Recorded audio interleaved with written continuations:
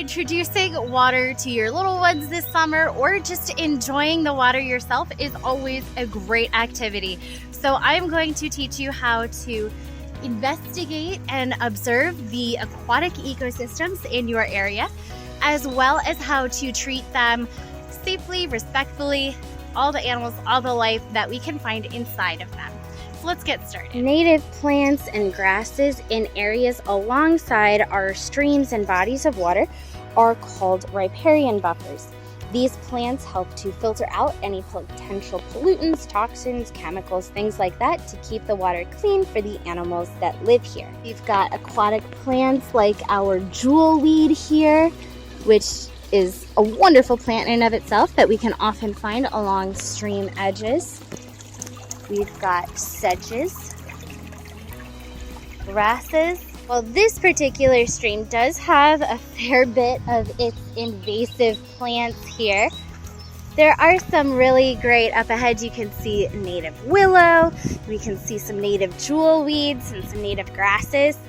And in forest environments, trees will also be very important in the riparian zone. Streams like this one are important habitats for all sorts of critters called macroinvertebrates, which are animals that we can see with our naked eye, but they do not have a spine. So when we look in our stream, those are the critters that we're going to be looking for. Before we get into actually searching for our macroinvertebrates, we are going to talk about how to keep our macroinvertebrates safe as we look for them, as well as how to do it ethically and sustainably. Rocks like these are going to be some of the best places to look for our macroinvertebrates that like to cling to the underside of these rocks so that they don't get swept away. And when we flip a rock over to look for a critter, which I'm not seeing critters on this one,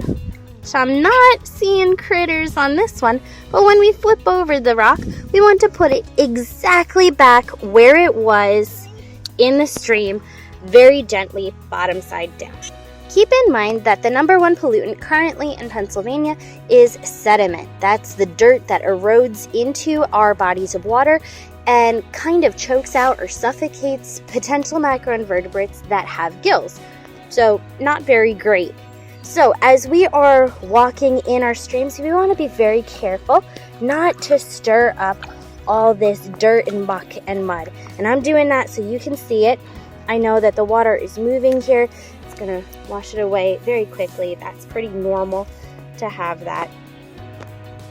But we want to be careful because not only do we not want to cause unnecessary sediment pollution, but we also want to be able to see the creatures that we are searching for.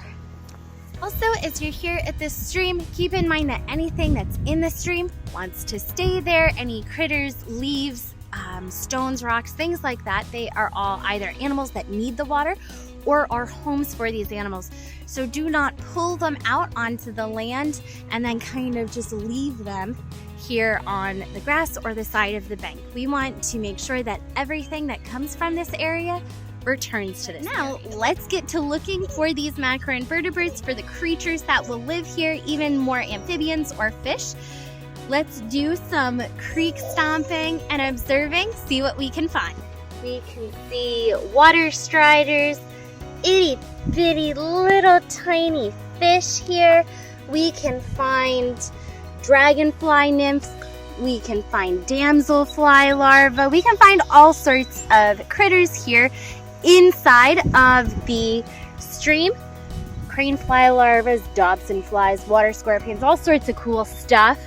But there's all sorts of really amazing plants here as well along the banks that provide important habitat for these critters. So enjoy the water, the creeks, the streams, the rivers, the oceans that are around you this summer. Get to observing, and remember, all of these animals are super important to our ecosystem and they all need to be treated with love and respect. Enjoy your summer!